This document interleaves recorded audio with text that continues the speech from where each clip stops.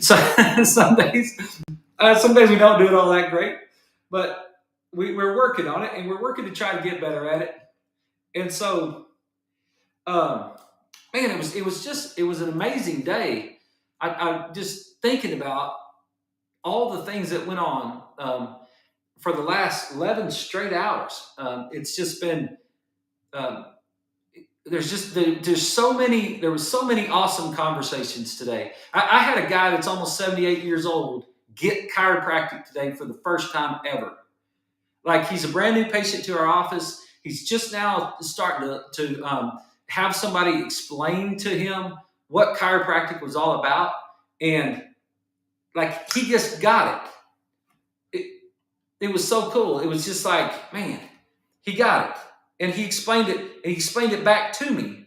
He was like, um, the way that he talked to me and the way that he brought it back to me, he was just like, it was so obvious. It's like, for the first time ever. And I'm like, you're 70, almost 78 years old, and no one's ever told you this information before. And he's like, no. He's like, I've been in your office 2 or 3 times now, and this is the first time that anyone's ever, it was about, there was probably 4 or 5 times today that within the conversations of what we were doing, and we were moving fast, and I was behind all day long, and there were probably 4 or 5 times today that the conversation that it was like, I didn't understand that the brain was doing that. I didn't understand that my, like, I didn't understand what you were saying about my knee pain could be related to my brain. And that was just such a hard concept to think about. It's like, my knee pain. I never thought that. I never thought that my ankle pain, my knee pain, my hip pain, my shoulder pain, the pain running down my arm, all of those things, I never thought that they could be related to my brain. I never had anybody explain that to me, that in a way that said, like that, like, I get it now. And he said, I never thought about it at first. And I was like, amen. Like that, what it was. Yeah. Thanks for the text right there, JT. That's exactly right. 78 years old, and you can improve your life. Like, I got on a phone call today with the lady that I haven't seen her in 3 years, but she wanted to call me and talk about whether or not she should have knee surgery. And I told her, I said, based on what I know from you from last 3 years ago, yes, you need to have knee surgery. I can't help you because you weigh too much. I just told her straight up, like, you weigh too much. I can't help you. And she's like, I've lost 60 pounds since you saw me last, and my knee doesn't hurt near as bad as it used to. And she's 60-something years old, 66 years old. And I was like, are you telling me that you are healthier at 66 than you were at 64 or 63? Well, last time I saw you, you're healthier now at 66 than you were at 63. And she's like, yes, I'm healthier now. And I said, what have you been doing? And she said, I quit eating sugar. She said, I quit eating dairy, I quit eating grains, and I quit eating sugar. And it's made all the world of difference. And I said, well, awesome. What else are you doing? And she said, I'm taking my omega-3 fatty acids and my turmeric. I was like, dude, it's not that complicated. Like, it's so simple. It's almost like there was a creator of the universe, and the creator of the universe put us down here on this earth to enjoy the earth. Like, it's almost like there was a creator of the universe that said, here, I'm going to create all of this stuff. I'm going to create this entire earth, and then I'm going to put you down here to enjoy it. And I'm just going to watch you enjoy it. It's like, it's not complicated. Like, it's that simple. Like, we were actually built. We were actually made to enjoy it. Now, we messed it up. I get it. I get the whole fall, and I get the whole idea behind that apple and that whole snake and that thing, right? I get that concept. But the original concept was, dude, if you just put yourself in an environment that's congruent with health, regardless of how old you are, your body will move towards health. That's the fundamental thing about health. That is the thing that is so inspiring about health. You can be 66 years old, you can be 78 years old, um, you can be multiple ages, you can have multiple problems, you could have been to multiple doctors in the past, and they could have told you all kinds of multiple diagnoses that you've had in your lifetime. And you can put yourself in an environment that's more congruent with health, and you can move yourself towards health. It's it is an awesome, awesome game to be involved with. It's it really is. You know what happens when I go to the football games now? I was so passionate about college football, and I am a Red Raider through and through my blood. I wasn't growing up, but I became a Red Raider, and I came over here and I walked on at Texas Tech, and I earned my scholarship, and I coached for. I was here for 4 years as a player and 3 years as a coach, and I am a Red Raider. I hate orange. I don't have anything orange in my life, in my house. I don't wear orange clothes. We don't have orange dishes. We don't have anything painted orange. My girl that does my flower bed, she came out here and she said, she planted orange flowers the first year in my flower bed. And I said, that's your last warning. Don't ever do that again. I had a lady come try to sell me a office shirt one time, and she brought me a puke orange office shirt just to show me the material color, and I fired her. I said, "Don't, you're the wrong person. You might be a really nice person, but you just brought an ex-quarterback at Texas Tech and a tried and true Red Raider. You just brought him an orange shirt. No, we do not jive together. That's how much of a Red Raider I am. So when I go to the football games, and I'm all about Texas Tech football, like I really, really want to see them succeed. And I sit up there at the top of Jones Stadium in my seats, right up next to the press box. And when I'm sitting up there, do you know what I think about when I'm sitting up there? I look around at all those people inside that stadium, and I think to myself, where do these people get adjusted? That's the honest truth. I look around at all those people. There's 50, 60,000 people in that stadium, and I look around and I'm like, I wonder who their chiropractor is. Do they even know about subluxation? Someone asked me if I miss coaching, and I'm like, yeah, I mean, I loved coaching when I did it, and I'm all about the Red Raiders. But do you know how much more important it is that you're subluxation free than who wins that ball game? Like, do you know how much more powerful a non-subluxated community could be versus selling out Jones Stadium every week? That my very last patient that I adjusted, I said, "How was your day?" She said, "Oh my gosh, it was stressful. I was in meetings all day long with a bunch of cranky people." And I said to her, I said, "Man, well, it's just too bad that they don't get adjusted." It's like they don't take their fish oil and they don't get adjusted. And we have to live with those people, right? They mess up our day because they're subluxated. They're subluxated, and it's causing all kind of interference in their nervous system, and it's causing their brains not to function properly. And now they're manifesting that in outward expression, and that's what we get to deal with, because that's what we're dealing with is subluxated people that have high omega-6 fatty acids. I think that's really true. I'm not making that up. I really do think that's true.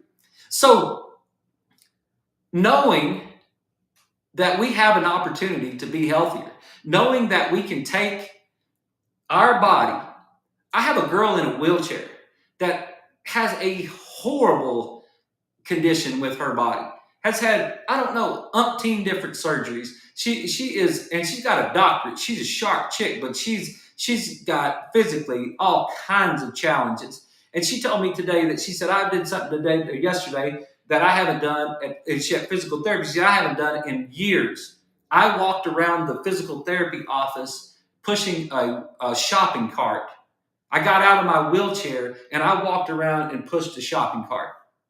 She said, I haven't done that in years. And she's like 48 years old. And I said, life's not fair. It's much harder for some people than it is for other people. But every single person, if they want to, can put themselves in an environment that's more congruent with health and do more healthy things, and their body will respond and move them towards health. Every single person that I know out there has the capacity to do that. Now, they may be way bad off, and so it may be they might go from really, really, really bad to just really bad, but that's better than being really, really, really bad, right?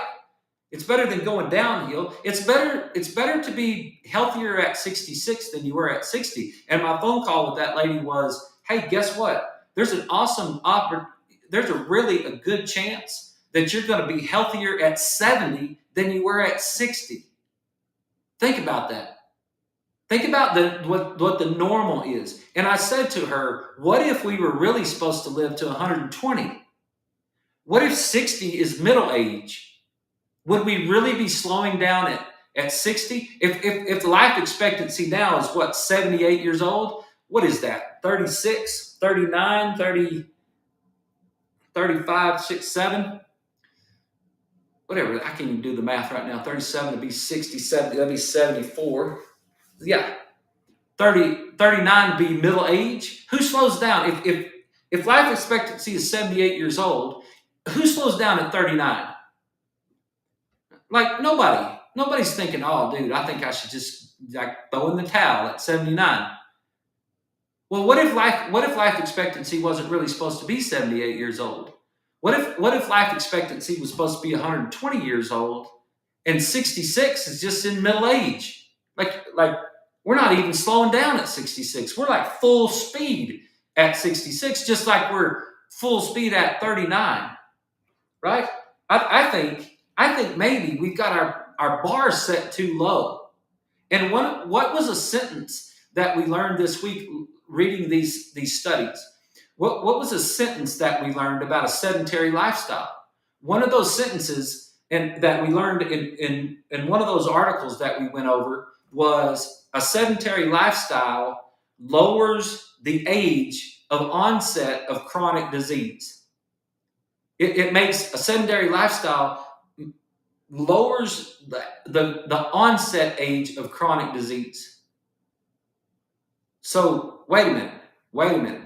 Let's just take that one sentence that a sedentary lifestyle lowers the onset age of chronic disease. So you're telling me that if I did not live a sedentary lifestyle, that I would actually have the opportunity to raise the onset age of chronic disease?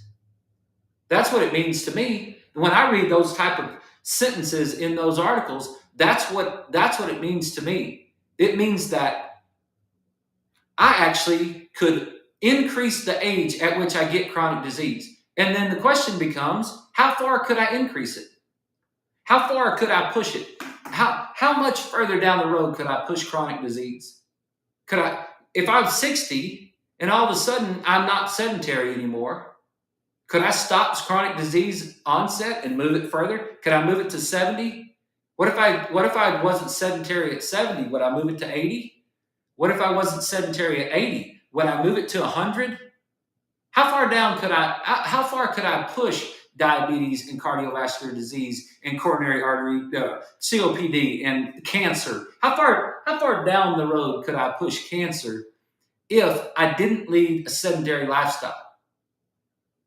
I don't think we know the answer to that question, and I think that's what the life of Jason Clemmons is all about right there. And that's what I think with this mission that we're on, I think that's what it's all about. I think it's like, dude, how do we push it further? How do we push it further? How do we push it further? And then when do we start pushing it? When do we start doing healthy things that move us in that direction? Do we wait till we're 66? What if we started it when we were 51? Would that be a better idea than wait until we were 66? Okay, let's back it all the way up.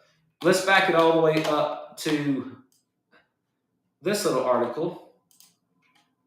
that we talked about last night.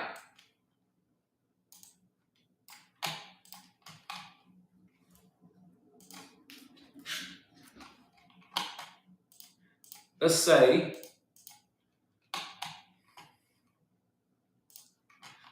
is the lack of physical activity strategy for children, the lack of physical activity strategy for children, complicit mass child neglect? What if this is saying a rapidly, I don't even know how to say that word, I'm not even going to try it. Evidence-based demonstrates a link between academic performance and physical fitness. There's evidence that links academic performance and physical fitness for children of all ages and socioeconomic groups. What does that sentence mean? And I don't know, this is published December 2013. I got this from Dr. Hall. It's Richard Weiler, Weiler, and a couple of different guys. You can look it up if you want to. I don't know exactly the date on it, but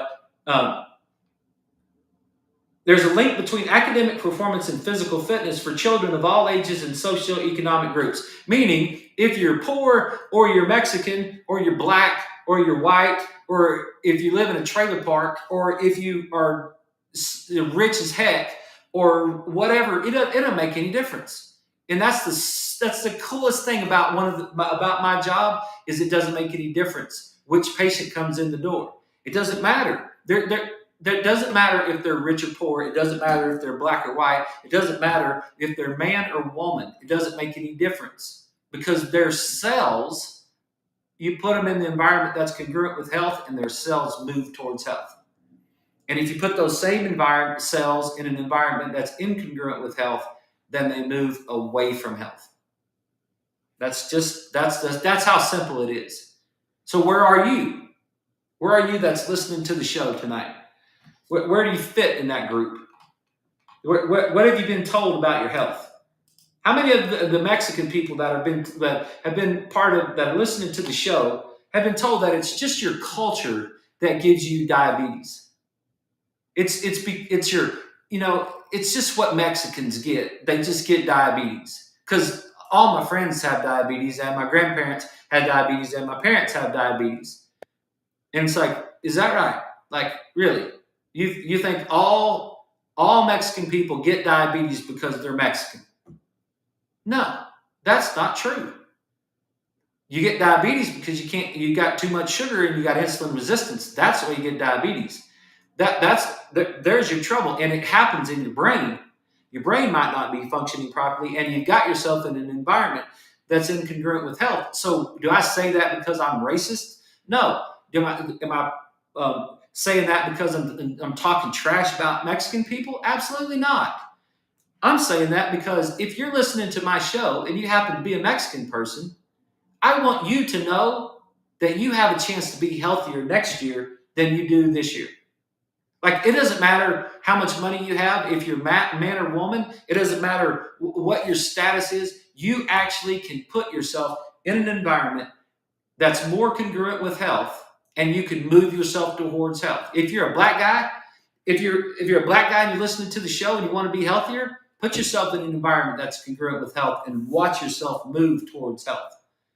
If you're a white guy and you're listening to the show and you want to be healthier, put yourself in an environment that's congruent with health and watch yourself move towards health. That's that same thing that Coach Dax used to always say. 100% of the kids, he had a 100% graduation rate at Texas Tech. What does that mean? That means that 100% of the kids that wanted to graduated. 100%. And the ones that didn't want to graduate found some excuse about why they didn't want to graduate. That's the truth. So let me talk for a second about. Let me talk about a complicated combination of things that we dealt with today.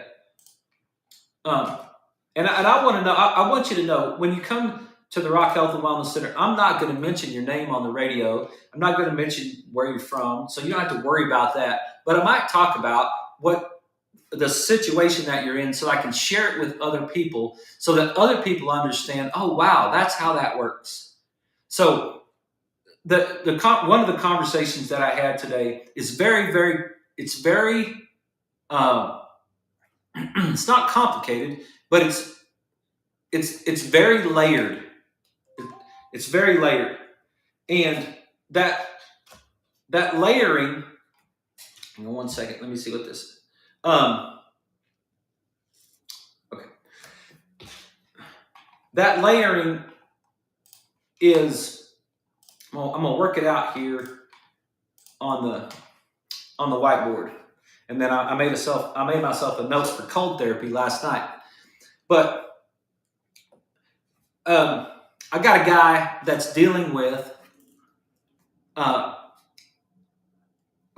got a guy that's dealing with blood pressure,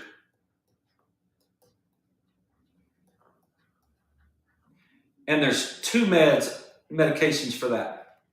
And this same guy is dealing with anxiety and depression, and there's one medication for that. And this same person is now going to a cardiologist because he can't figure out what's going on, and now they're going to a cardiologist. And this same guy is dealing with acid reflux problems. So there's digestive issues. And they're taking one medication for that.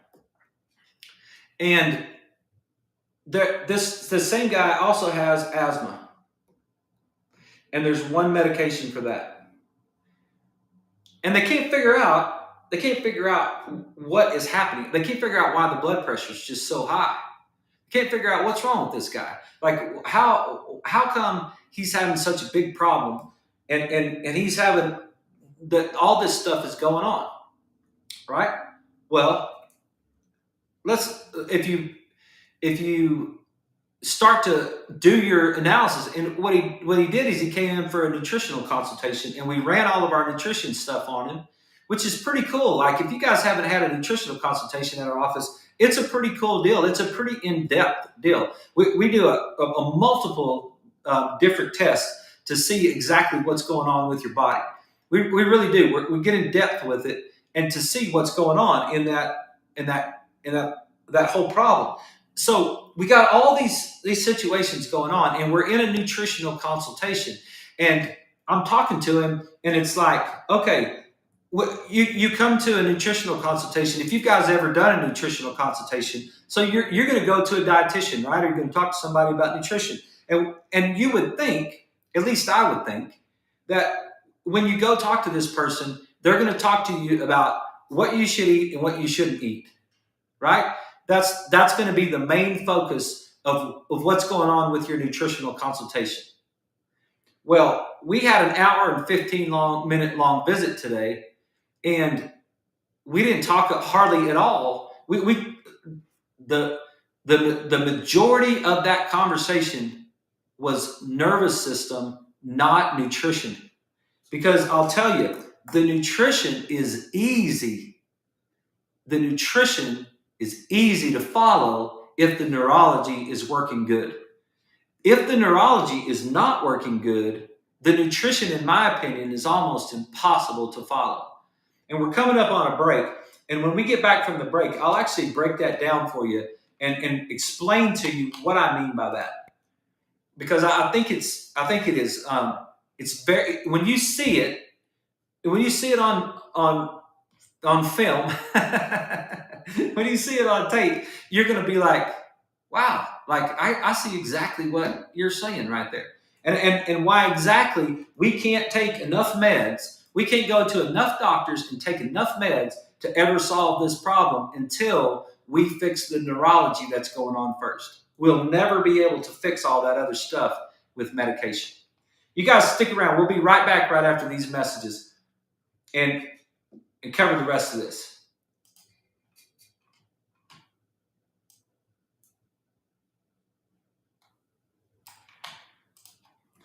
Okay, so we got a break on the radio, and I don't know. I think I fixed it yesterday, but I'm not 100% sure So you guys might.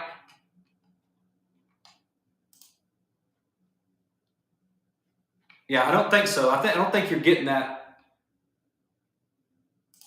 I don't think you're getting that. If you are, I can't. I'm sorry. You're. I can't tell. I can't. I don't. I can't hear what's going on. Hang on.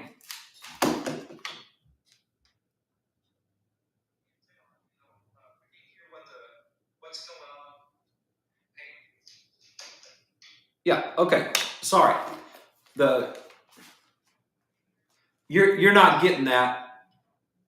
For some reason on Monday, I guess I had something. I had something touched that you were getting that feedback through Facebook and through Twitter, and so I apologize for that. I didn't. Don't know exactly what we did on Monday. I can tell you a lot about physiology, and I can tell you a lot about your neurology, and I can tell you about how your blood pressure meds and all that stuff are being caused from the neurology. And we could talk to you about insulin, but I can talk to you almost nothing about this about this whole setup right here. Like this is ridiculous sometimes, but I don't think it's that bad. But it's like, I mean, it's pretty bad. I get it, but when it goes wrong, I can't fix it. That's what I learned from Coach Goodner coaching football back in the day. If you know your defense so well that if they make a first down, if they get 8 yards on a running play, you know exactly who busted. Like, because you know exactly where that running play is going to be, and you know exactly how that other team blocked it, and you know exactly which gap that run went through, and so right. It's like you don't even have to see the whole film. You can, Coach Goodner used to know just like that in the press box. He's like, hey, that defensive tackle was in the wrong gap, or that linebacker didn't get over, or that free safety was in the wrong spot, because he knew his defense so well and he knew where everybody fit that he could describe exactly what was going on. I can do that better. I can do that way better with your physiology and your neurology than I can with why you got the commercials going on Monday. So, all right, here we go. We're coming back from the break. Okay, everybody, we're back. This is Life with Jason Clemmons, DC. Coming to you on all of our social media and 98.7 Walk by Faith Radio. Thanks for listening to the show. I really do appreciate it. Thanks for the feedback that I get. Thanks for the texts and the comments that I get throughout the day about the show, whether they're positive or negative. I appreciate them. I appreciate you guys sharing the show with your friends. It does make a difference for the world, I think. So, or at least that's what we're trying to do, is make a difference for the world. But we're talking about this conversation that I had today and with this guy, and we're talking about all of these medications that he had, and we're talking about his nutritional evaluation. And so during this nutritional evaluation, one of the things we do the symptom survey, and it's from Standard Process, and it's going to give us some information of the systems of your body that aren't working right. And it was foundational support, parasympathetic activity that wasn't working right, and liver gallbladder. Okay, so those are the 3 areas that this guy was dealing with that wasn't working properly, and so that came up on a symptom survey. So that's a subjective questionnaire that a patient fills out. So they're filling it out about how they feel about things, how they feel about disruptions. Are they able to sleep? Do they have any numbness or tingling anywhere? Is there some sort of issue going on somewhere? Skin conditions, all this sort of thing that's on that questionnaire. And that gives us back some support. And so what it did is it gave us those 3 areas. Then we go to the body composition analysis. No, the next thing we do is the toxicity report. And that toxicity report comes back, and anything over 40 says, hey, look, you might actually be considered to have the 21-day detox from Standard Process. And this toxicity report was well over 100. It was close to 200. It's the highest toxicity report that I've had of anybody. And so this guy's toxicity report was well over 200. Over 100. So Then, then we look at body composition. And one thing that we notice in body composition is we notice decreased muscle mass, skeletal muscle mass. There's an S in that, meaning the amount of muscle on the body. And when we have a decreased amount of muscle on the body, it's coming out. You know, one of the things that's so cool about social media and Instagram and all the things that are out there now is that some of these concepts that we've been talking about in wellness for years and years and years are now all of a sudden being pushed and talked about by medical doctors who are talking about it on Instagram. It's like, that's great. My lady that I talked to on the phone, I said, where did you find, who told you should take fish oil and turmeric? And she was like, I've got this book that I found that the Lord put in my path that that something living well. I don't even remember what the definition of the title of the book was, but the book was saying fish oil and turmeric. I was like, amen, brother. Where have you? Hey, I didn't invent it. I'm just sharing it with you. And obviously someone else came along that was sharing it as well. So beautiful. That's amen. I'm glad. Okay. We've got decreased skeletal muscle mass. And one of the things that has been shown, and one of the things that gets talked about a lot today, is the correlation between increased mortality, increased death, and decreased skeletal muscle mass. As you lose your skeletal muscle mass, you increase your likelihood of dying. Dramatic pause right there, right? As you lose your muscles, you increase your chances of dying. All right, I'm not a sophisticated guy.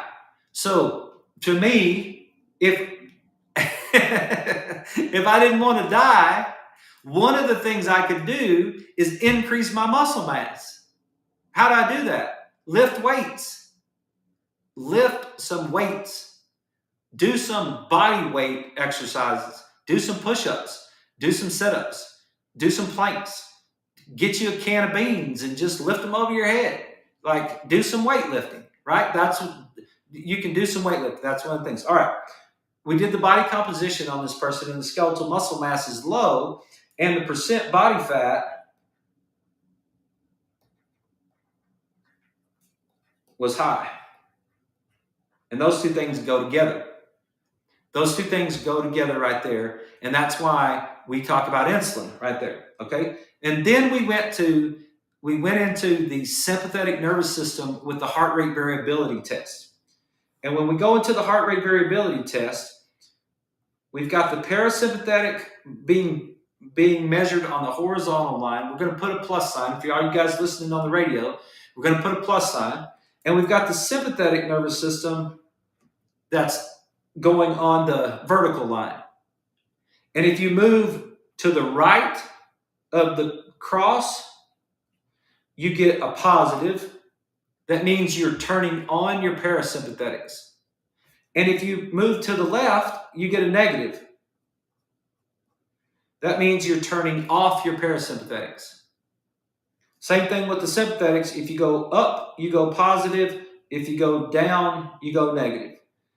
And this is quadrant 1, this is quadrant 2, and this is quadrant 3. Okay, let me explain what that means a little bit if you guys haven't seen the show in a while. What this is talking about right here is this is saying that your parasympathetic is your rest and recover part of your nervous system. It's mostly when your body moves that information from the right hemisphere to the left hemisphere. Right? What are the things I could do to make myself healthier? If this is right and this is left, then we know that this pathway that we love so much, that fires up and to the right and over to the left. There's your health right there. Okay? We know that pathway is that pathway, the right side of the brain is where the sympathetic nervous system or the fight or flight response is originating. the spinal cord, the brain, the amygdala, the lower part, that right hemisphere has to do more with our sympathetic nervous system of fighting tigers and alligators. The left hemisphere is parasympathetic, which is rest and recover, which is calm and peaceful. No threat over there. Okay? Now, one of the simple ways that I explain this is I explain it like this. If the brain, and look, this is not neurologically right, okay? I'm not going to get into why it's not neurologically right, but it is a great way to just explain it so that you understand it a little bit. This is a teaching moment. This is not a scientific neurological moment. So if there's any chiropractors watching the show, don't throw shade at me because you're like, dude, that's not the way it works. I know it's not the way it works. I'm not talking to you. I'm talking to the people that I'm trying to help. Okay. So, but let's just understand this, right? If I was to get threatened, if I looked over and I looked at the door really quickly, and all of a sudden there was an alligator crawling into my building, or a tiger, or a pit bull, or a man with a knife or a gun standing in the doorway right there. That, like, if I just was standing here, if I was sitting here minding my own business on a Wednesday trying to do a show, and all of a sudden I looked over and saw something that was threatening me, my brain, my right side of my brain is going to need to, one of the things it's going to do is it's going to need to increase my heart rate. Because we got to increase my blood pressure, and we got to get cortisol flowing through the blood quickly and adrenaline flowing through the blood quickly, right? So I have a nerve that's going from my brain to my heart, and that nerve is going to release a certain set of chemicals that's going to fire from the right brain, and it's going to fire the sympathetic nervous system, and it's going to fire up my heart rate. So my brain is going to send a signal to my heart, and it's going to speed up my heart rate quickly. And it's going to do that through chemistry. It's going to do that through a chemical that the brain is going to use. And the brain says, all right, the sympathetic, you guys are the red team, and the other side is the green team. Okay. So anytime I see something that's threatening, I'm going to speed everything up. So my brain's going to speed up my heart rate. Okay. Now, I look over there, that was there was really nothing there. I just made that up. There's nobody in the doorway. There's no tigers or alligators or pit bulls or guys with guns or nothing. It's just a door. It's just an open door. I thought I saw something out of the corner of my eye, but it wasn't really there, right? So now what my brain is going to do is my brain's going to say, dude, it's going to push that information over to the left hemisphere, and now it's going to tell me, calm down. Like, calm down. Slow your heart rate back down. We don't have any threats in here. Whew. Just take a deep breath for a second. And now it's going to use that same nerve, but it's going to send a different chemical to my heart. It's going to send a parasympathetic chemical to my heart instead of a sympathetic chemical to my heart, and it's going to slow my heart rate down. It's going to calm me down a little bit.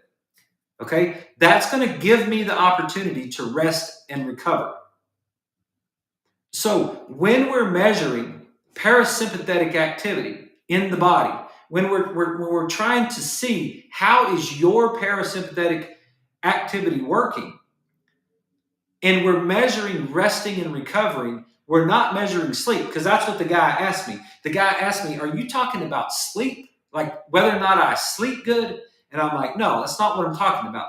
I'm talking about if you have the capacity through the brain to the organ to be able to get that organ to function parasympathetically.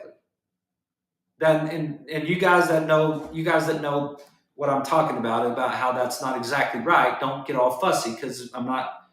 But in order to illustrate the point, that's what I'm trying to say. It's like there is a neurology, there is a brain to body pathway of rest and recover. There's a neurology.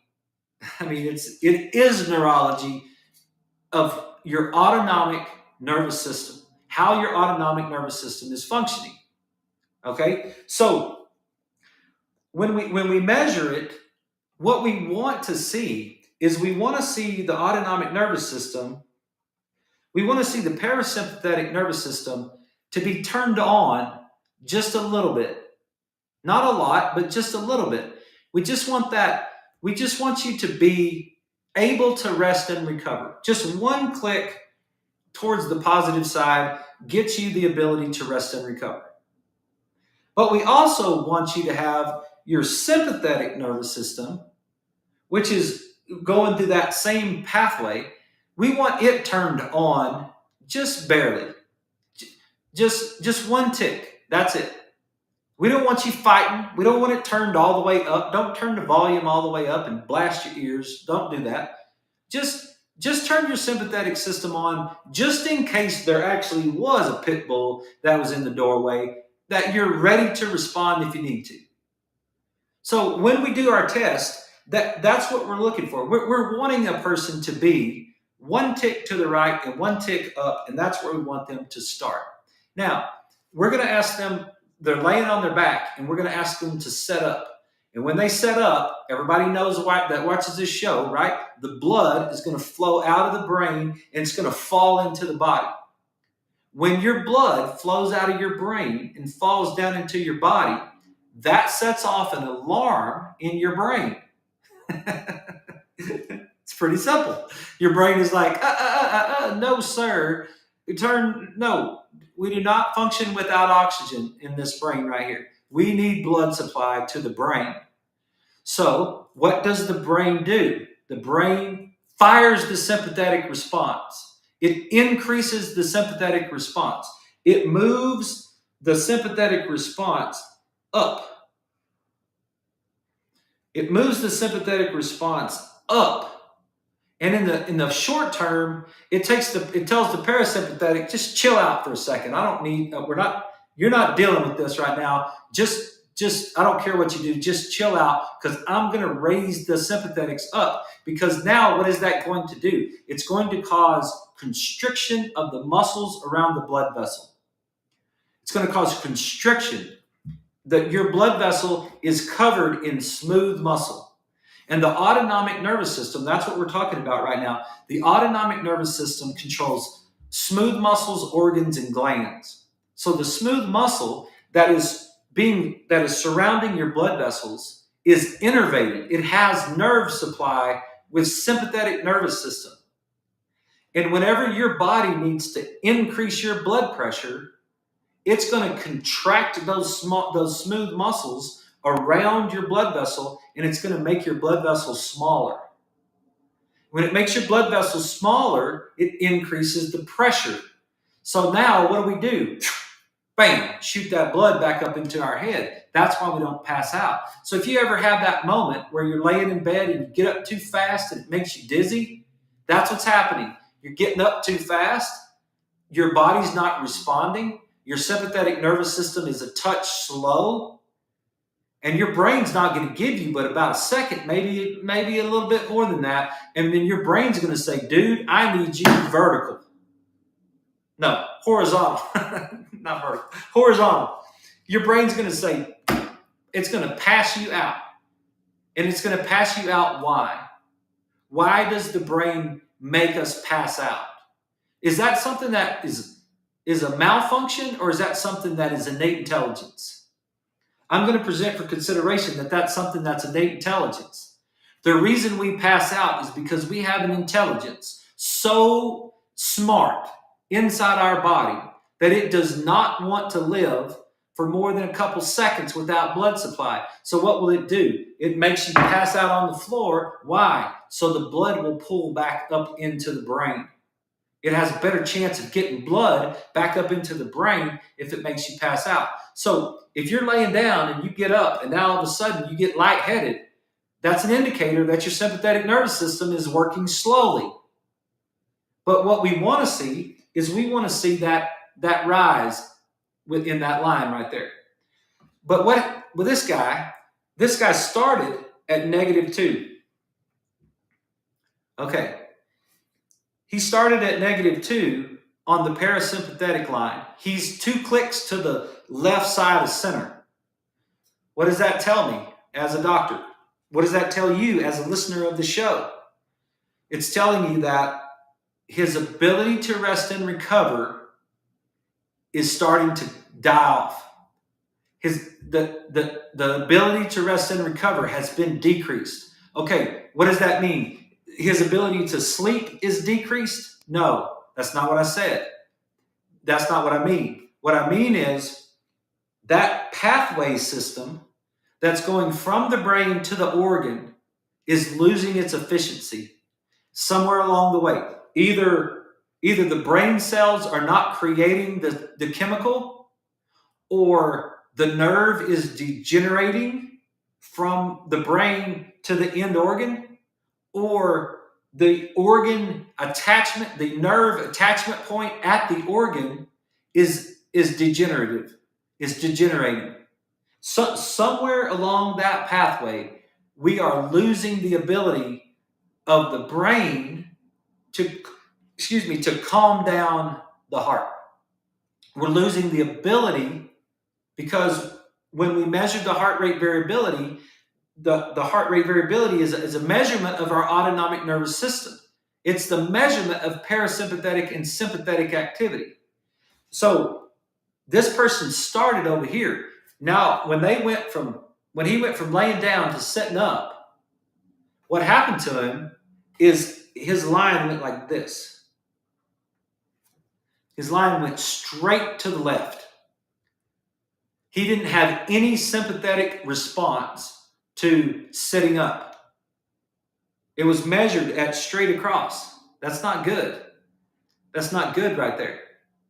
The sympathetic nervous system is not responding. It's fatigued. It's not working right. So there was very little. The parasympathetic moved in the right direction, but the sympathetic didn't rise at all, and the line was flat. Okay, now the next part of the test is, once they set up, we do what's called a Valsalva move with them. So you put your thumb in your mouth and you blow on your thumb as hard as you can, and you bear down like you're having a bowel movement. You bear down on your thumb. That's the Valsalva, and the Valsalva is going to stress your body. Don't do it right now at home, especially if you're by yourself. But the Valsalva is going to stress your body. It's going to cause both of your systems to need to increase. What we expect to see with that is we expect to see the line go up and to the right. We want the parasympathetic. It's like, okay, rest, and the sympathetic, fight, all at the same time. We want it to go that way. Well, guess what happened when we tested this guy's Valsalva? Nothing. It stayed right there. There was no response whatsoever. There was no decrease there was no increase in parasympathetic activity, and there was no increase in sympathetic activity. Their body didn't respond to the stress. So what does that mean? That means a lot of different things. Could mean a lot of different things. But one of the things it could mean, now we got to take this piece of information, and we got to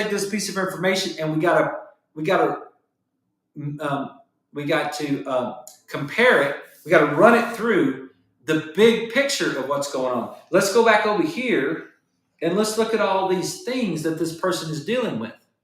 Let's look at blood pressure. 2 blood pressure meds. Why? Why is the body firing the blood pressure? You know what the blood pressure was? 208 over 105. That was the blood pressure in the emergency room. 208 over 105. Okay. Why? What in the heck is going on? We've got the blood pressure skyrocketing up it's just skyrocketing. The sympathetic nervous system has a lockdown on that thing, and the sympathetic nervous system didn't respond at all. It was already maxed out. The sympathetic nervous system, the ability to respond to threat, couldn't respond to threat because it was already maxed out and fatigued. And so now it's taking 2 blood pressure medications to get the blood pressure down, and it's still in the 150s or 180s, I think. Like, it's still high with 2 blood pressure meds, and now we got to send this to a cardiologist to try to figure out what's going on. But before we did all this stuff, we took a lateral cervical x-ray of this person. We did their step test and their neurological stuff. And you know what is going on with this person? Here's this depression that's happening. This digestive issue with the acid reflux is happening. This inability to control our lungs is happening. All of this stuff right here and the blood pressure is telling me that this human being, this guy, is firing that right side hemisphere and firing this whole adrenaline-driven sympathetic nervous system so much. This whole thing is firing, and we're losing this left side activity. And you know what else this person does? They came to see me for a nutrition evaluation. They came to see me to lose weight.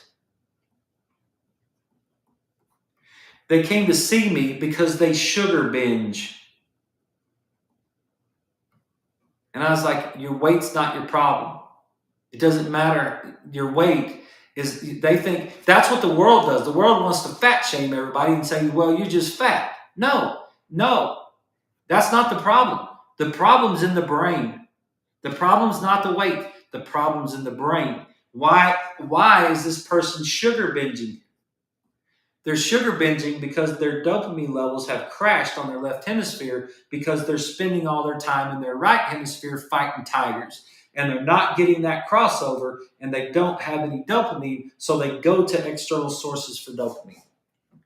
This is where we have to start in the nutritional evaluation with this person.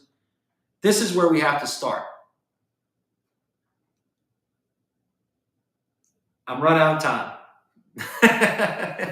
Go figure. Straight just talking for an hour. All right. This is tomorrow night. We'll pick up. I'll just leave it right here. We'll pick up with it tomorrow night. We'll carry it forward. We'll talk about how we solve this problem with this person. And that's what we'll do on tomorrow night's show. Thank you guys for listening to us. I really do appreciate it. I hope you guys have a great night. And thanks for listening, and thanks for watching the show. And we'll see you guys tomorrow.